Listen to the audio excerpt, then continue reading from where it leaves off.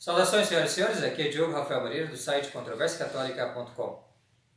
Eu estou mais uma vez com o Padre Rodrigo da Silva e nós vamos falar um pouco sobre como foi a trajetória do Padre Rodrigo da resistência, do tradicionalismo, como costumam dizer, para a posição sedevacantista. Então, Padre Rodrigo, por favor, passa a palavra ao senhor. Bom dia a todos. Há já disponível na internet, não sei se em YouTube ou alguns outros meios aí que eu não sei bem. Eu estava na Resistência ainda quando gravaram um vídeo logo após a minha ordenação, onde eu falei sobre a minha trajetória. Então, quem é o Padre Rodrigo da Silva? Lá está disponível em português e legendas em inglês também. Então conta desde a época do modernismo, quando eu passei pela arquidiocese de Olinda e Recife, até chegar na Resistência. Falo também... Bem, lá está praticamente todo o ocorrido até a Resistência, até a minha ordenação. Sim. E meses depois da minha ordenação, eu praticamente me aprofundei mais sobre o sedevacantismo, que sempre foi um dilema entre nós, tradicionalistas.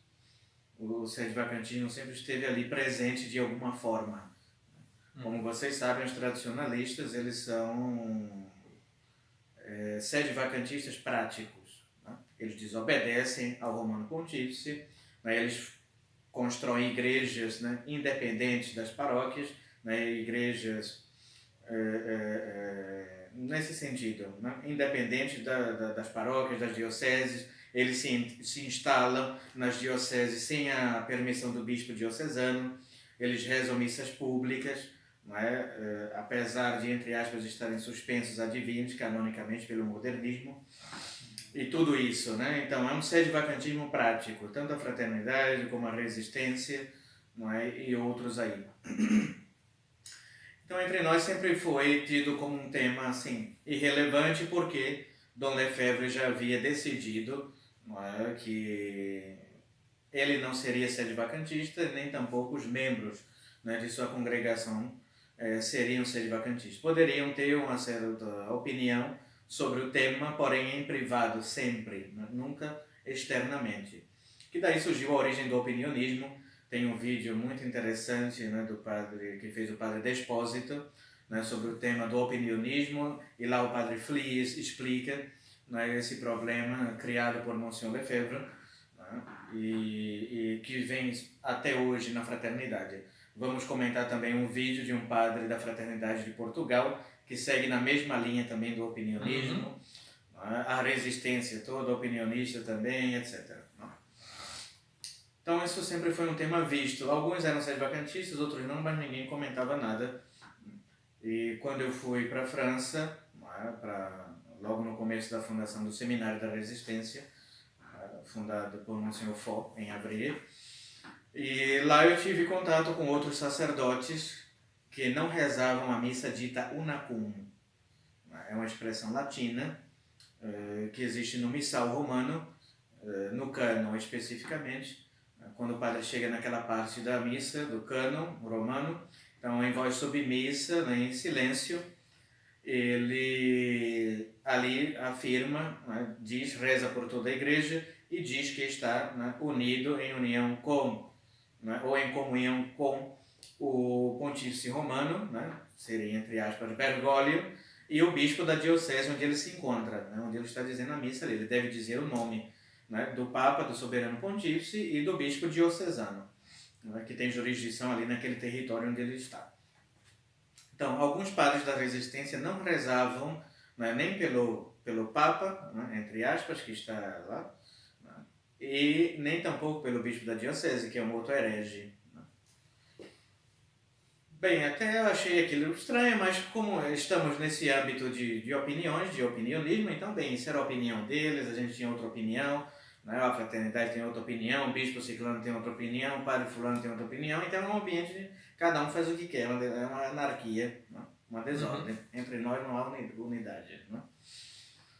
Bem, Então, comecei a ler mais sobre esse problema da missão NACUM.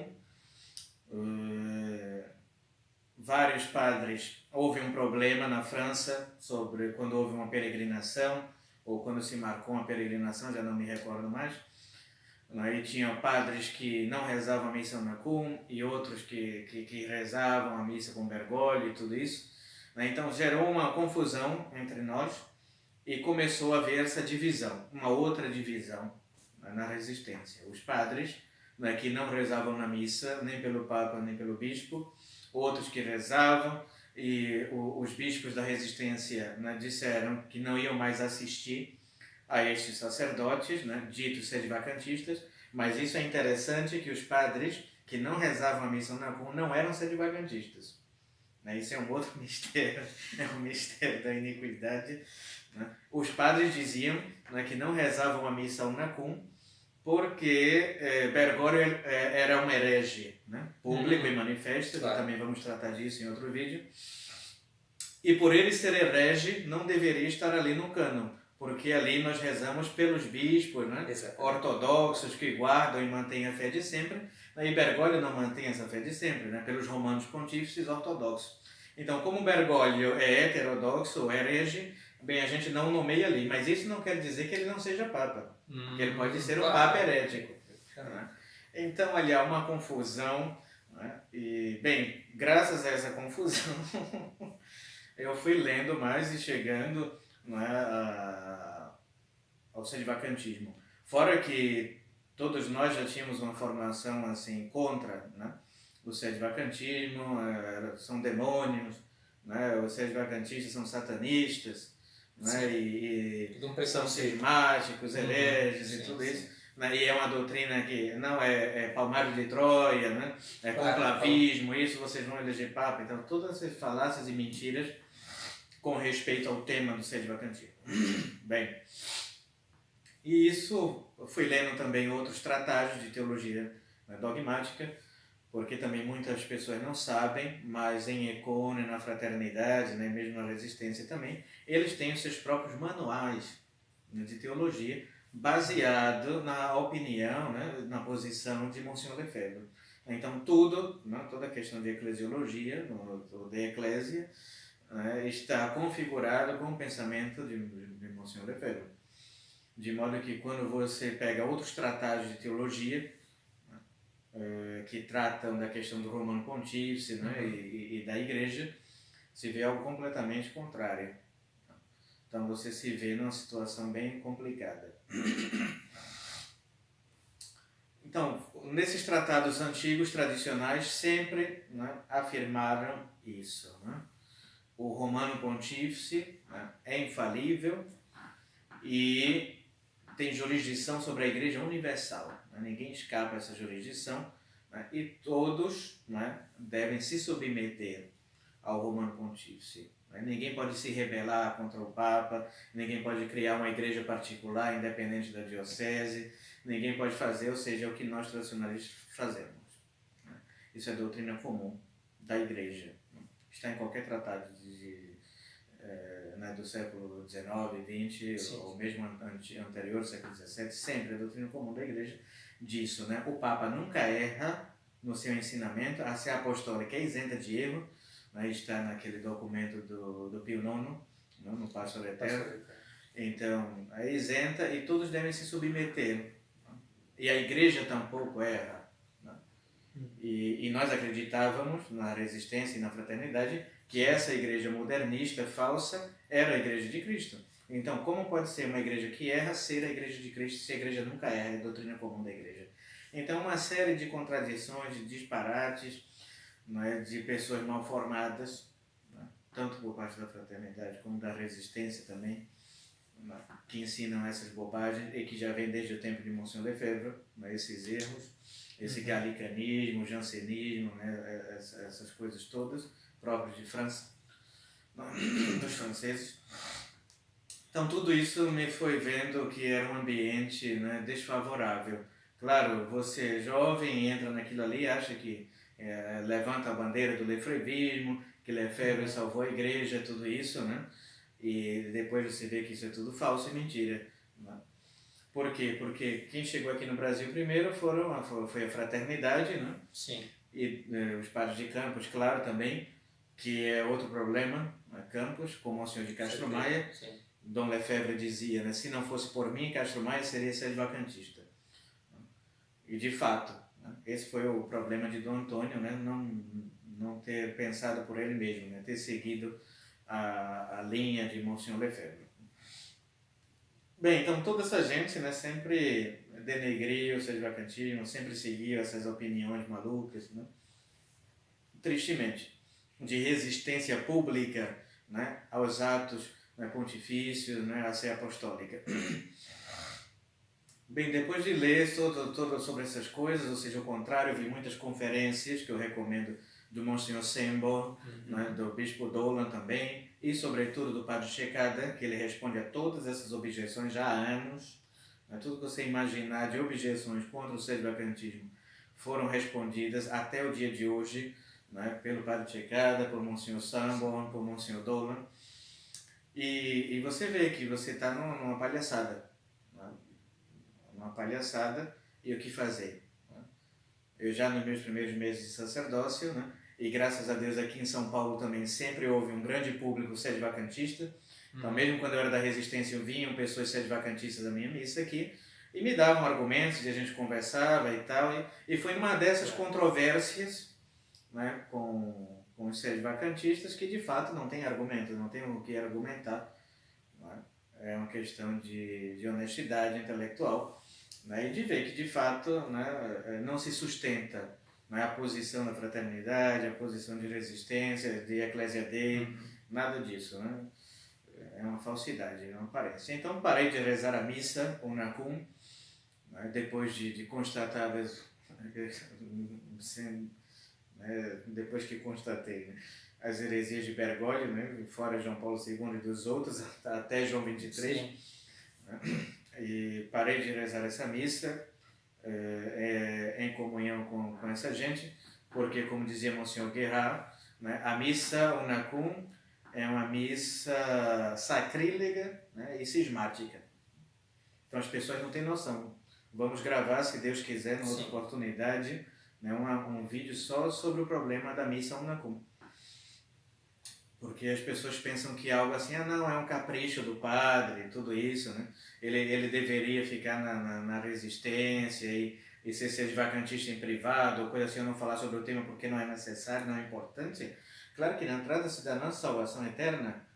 Sim. Como é que tem um Papa lá no Vaticano, da igreja, e eu faço tudo, não quero saber, xingo o Papa, faço a minha igreja ao contrário dele, sigo o contrário do que ele diz. E não só do ponto de vista do padre, que se deve mais também do povo. Do povo, né? Que também assiste e toma parte. Né? Ou seja, toma parte no cisma, né? Nessa divisão que eles fazem.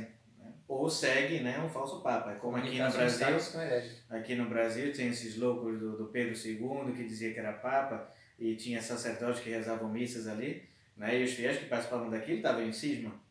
Né? Com certeza. Em união com aquele falso papa, a mesma coisa, quem está em união, né, com esse homem que está lá no Vaticano atualmente, está em cisma. Não pode ser católico. Pelo contrário, participa também das heresias que ele ensina. Né? Além dele ser herege, quem o apoia e quem o favorece é herege também. Então há uma série de consequências que as pessoas preferem ignorar. Porém, nós, que somos sacerdotes, não podemos ignorar esses pormenores. É uma briga de teólogos, é uma discussão de padres, de bispos, etc. Né? Mas também o povo deve se interessar por isso e perceber as coisas. Imagine, alguém está ensinando um erro, né, contra a fé, sei lá, aquele, né, Nestório, né, o Ário, e os fiéis, não, eu vou na missa deles porque é uma briga de teólogos. Né? Então, quem ficou com o arianismo e o nestorianismo foi para o inferno. Né? Eu estava em erro grave, não era católico. É difícil, né? É mais um problema, é mais uma divisão, é mais uma separação, porém, é assim, necessário. Isso torna cada vez mais evidente que nós não temos unidade na igreja por falta de um chefe, né? De uma cabeça. Por que está essa desordem, essa bagunça, que cada um faz o que quer? Porque não há autoridade. Não verdadeira autoridade. Sim. E então, padre, o momento decisivo foi essa discussão? Então, o momento foi essas brigas, essas separações, e eu aqui do Brasil recebi e-mails e acompanhava as publicações, claro, do que estava acontecendo, padres nos Estados Unidos, no Canadá e na França, se separando e tal, e eram amigos, né? E aí eu comecei a ler e me aprofundar sobre isso, primeiro com relação à missa Unacum e depois o sede-vacantismo. Aí cheguei a Monsenhor Sembo, no Padre Checada, Monsenhor Dola, outros bispos que escreveram muito também sobre o tema, e até eu chegar a essa decisão. Primeiro fui parando de rezar essa missa, o Unacum, e, bem, houve uma problemática aqui, porque alguns fiéis não aceitavam, queriam estar em união com a Roma modernista, e o Bergoglio, e eu falei, bem, aqui na minha capela eu não quero. Quem quiser que fique com eles, mas acabou, ponto final. Eu não tenho paciência para esse negócio de ser sede-vacantista oculto, de que não posso falar nada, que não posso ensinar as coisas. Então, olha, na minha capela eu ensino a doutrina católica, de sempre a teologia católica, e o que eu acompanho e o que eu vejo, o que é a realidade, e não o que fulano pensa, o que Lefebvre pensa, não sei quem pensou. Isso não me interessa. O que interessa é a doutrina comum, entre os teólogos e coerência também. A coerência, e a lógica. Sim. Teve um padre que me disse, não, Monsenhor Lefebvre não seguia a lógica, porque o sede-vacantismo tem consequências lógicas, conclusões perfeitas, teológicas. O Dom Lourenço diz que o problema do sede-vacantismo é que ele é muito lógico. Pois é. Então, eu passei anos estudando lógica no seminário para nada. Lógica formal, lógica menor, maior. Então, olha, se alguém não quer seguir a lógica, a razão, a razão, então, bem, comigo não dá certo isso, ou sim ou não, não tem cinza, como diz Monsenhor Williamson, não é católico, mas é modernista, não é herege, é papa, então comigo nunca foi assim, talvez pode ser uma questão de temperamento, mas acabou. E fora outros problemas também que houve, problemas pessoais, tanto com o bispo aqui do Brasil, da Resistência, como fora também, entraves, mandavam fazer uma coisa, manda fazer outra, faz aquilo, não, volta atrás, uma loucura. Eu não vou citar nomes, nem falar sobre problemas dessas pessoas, mas é uma loucura. O tradicionalismo é uma loucura e você só percebe depois que você sai desses grupos. Aí você vai vendo o espírito sectário, cismático, quanta loucura há, padres loucos, bispos também completamente. E com esses problemas pessoais também, você vê que não tem como ficar num lugar desse. E quem quiser, como eu digo, olha, ninguém é obrigado a seguir a minha posição, ninguém é obrigado a vir na minha capela.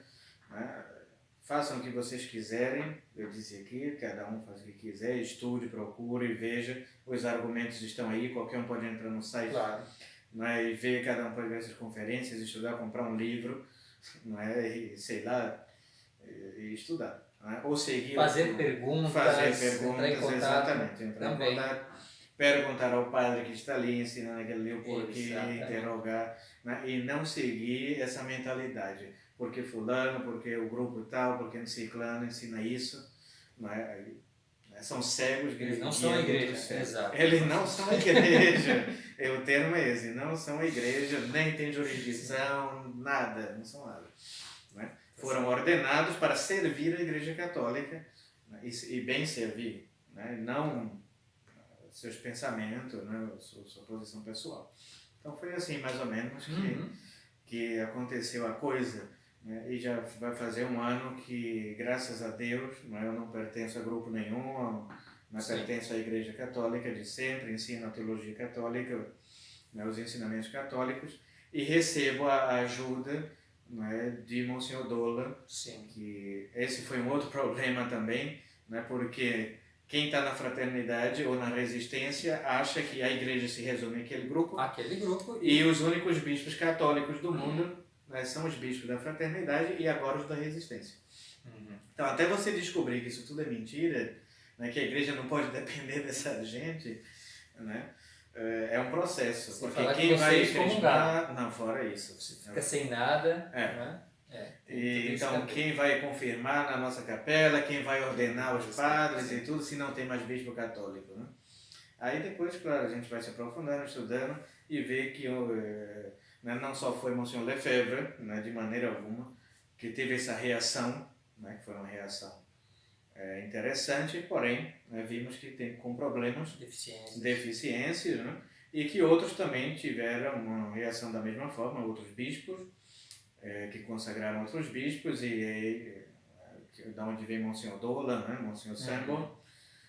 E graças a Deus, né, a igreja não depende somente, né, dessas seitas, desses grupos, né, graças a Deus. Então, pude entrar em contato com o Monsenhor Dolan, estava visitando aqui a Argentina. Monsenhor Dolan é bem missionário, então atende a América do Sul, e se comprometeu em nos ajudar até hoje, né, e estamos aí, né, trabalhamos juntos com a graça de Deus, né, e vamos assim, né, a igreja ela não pode, né, se restringir a um pequeno grupo. É isso que boa parte das pessoas não entendem. Se você não for ao mosteiro, se você não for ao priorado, você está fora da igreja, entendeu? Aí você fica assim, nossa, eu estou fora da igreja, é porque eu não vou na capela, no priorado da fraternidade. Isso tudo é uma mentira, é uma lavagem cerebral, né, que eles fazem nas pessoas para, né, atrair adeptos e ficar ali, né, cada um no seu grupo. Sim. Padre, muito obrigado pelo seu esclarecimento. Penso que isso completa a sua trajetória até aqui. Graças a Deus. É um complemento. Sim, ainda há muito que trabalhar. Né? Se Deus quiser. E peço que o Senhor nos dê a sua bênção. Benedictus Patris et Filii et Spiritus Sancti, descendit super vos et manet semper. Amém.